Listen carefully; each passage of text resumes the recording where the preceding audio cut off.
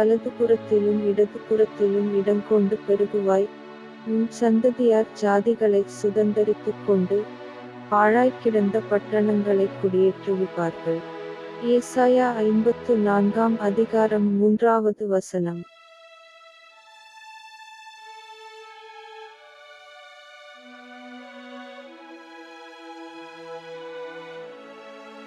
ஜெபம் செய்வோம்.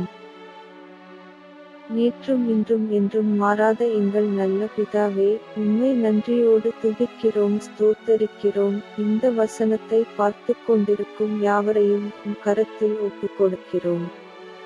இவர்களுடைய பாவங்கள் சாபங்களை மன்னித்து ரட்சித்து ஆசீர்வதியும். ஆசீர்வாதத்திற்கு தடையா இருக்கிற எல்லா கிரியைகளையும் இயேசுவின் நாமத்தினால் கட்டி கடிந்து ஜெபிக்கிறேன்.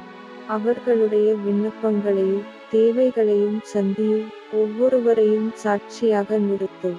எங்கள் ஜெபத்தை கேட்டு அப்படியே செய்ய போற கிருபைக்காக நன்றி. எல்லா துதியும் கனமும் மகிமையும் உமக்கே செலுத்துகிறோம். இயேசு கிறிஸ்துவின் நாமத்தினால் ஜெபிக்கிறேன் ஜீவனுள்ள நல்ல பிதாவே. ஆமென். ஆமென்.